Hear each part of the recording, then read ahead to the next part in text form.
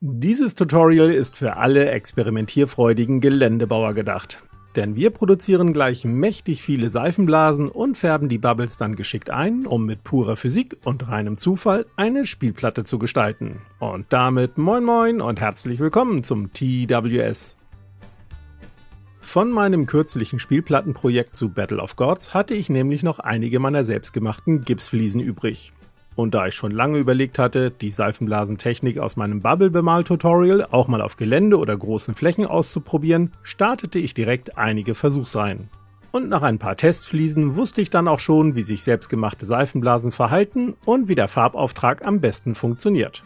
Und da ich gerade in Malediction eingestiegen bin, war die Idee eines Bubbleboards geboren. Malediction wird auf 2,5 x 2,5 Fuß gespielt, was 76 x 76 cm entspricht. Eine entsprechende Platte als Untergrund habe ich mir im Baumarkt aus 5 mm starkem MDF zusägen lassen. Die Unterseite habe ich dann zur Stabilisierung wie üblich mit 2 x 2 cm dicken Leisten versehen. Die 4 Ecken sind übrigens die möglichen Aufstellungszonen in Malediction. Genauer gesagt sind es Viertelkreise mit 6 Zoll Radius. Der Einfachheit halber habe ich an meinem Heißdrahtschneider einen Styroporrest als Schablone zugeschnitten und vom äußeren Rest eine rund 2 mm dünne Schicht abgeschnitten. Die Schablonen für die Markierung werden aber erst am Ende des Tutorials gebraucht. Parallel hatte ich meine Silikonform mit den 6 sechseckigen Fliesen vom Battle of Gods Projekt rund 25 Mal befüllen müssen, um die nötige Anzahl an Fliesen zu erhalten. Zum Ermitteln der Stückzahl hatte ich mir übrigens eine digitale Skizze gemacht, auf der, wie ihr seht, die Fliesen leicht schräg bzw. gedreht aufgebracht werden sollen. Natürlich könnte man die rund 150 Fliesen auch rechtwinklig aufkleben, aber leicht gedreht wirkt der Untergrund einfach viel interessanter, finde ich. Zudem möchte ich die Fliesen vor dem Aufkleben bemalen, um ein Verziehen der MDF-Platte durch Farben und Feuchtigkeit zu verhindern. Daher lege ich die Fliesen auf eine rund 1 x 1 Meter große und abgedeckte Holzplatte, stets mit ein paar Millimeter Abstand dazwischen, damit auch die Seiten der Fliesen mit eingefärbt werden. Die eigentliche Spielplatte hilft mir dann festzustellen, wo noch Fliesen angelegt werden müssen. Um bei dem Gepuzzle nun Fliesen zu sparen, sollte man einige in kleine Stücke zerbrechen. Zum sauberen Abbrechen der Fliesen gleich mehr. Nun startet auch schon die Seifenblasenproduktion. Dafür braucht ihr nur eine Schüssel mit ein klein wenig Wasser, einen guten Schuss Spülmittel und einen Trinkhalm.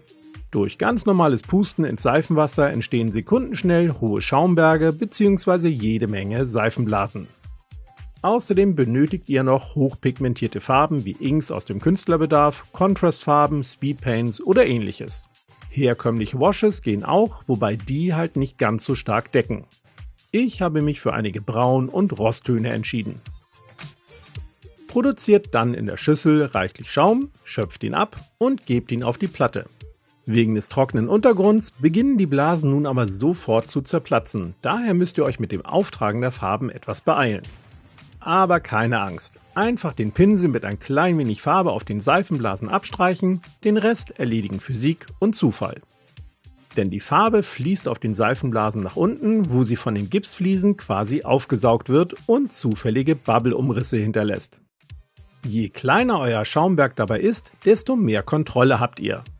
Allerdings sind die Bubble-Umrisse dann nicht allzu groß. Man könnte die Farben auch schon vorher ins Seifenwasser geben und direkt bunte Bubbles produzieren. Dafür muss jedoch deutlich mehr Spülmittel ins Wasser. Und es wird dann eine ziemliche Sauerei, denn beim Platzen der Blasen spritzt es natürlich immer ein klein wenig in alle Richtungen. Am besten experimentiert ihr vorab erstmal ein wenig herum, um ebenfalls ein Gefühl fürs Verhalten der Seifenblasen und das Einfärben zu bekommen. In jedem Fall aber gilt, nehmt mindestens eine dunkle oder kräftige Farbe, damit die Bubble-Umrisse einen starken Kontrast auf dem Untergrund erzeugen. Für scharfe Umrisse muss der Untergrund möglichst trocken sein. Legt bei mehreren Durchgängen also im Zweifelsfall auch mal eine Pause ein. Und natürlich funktioniert die Bubble-Technik auch auf anderen und nicht saugenden Materialien. Hauptsache, die Flächen sind halbwegs glatt.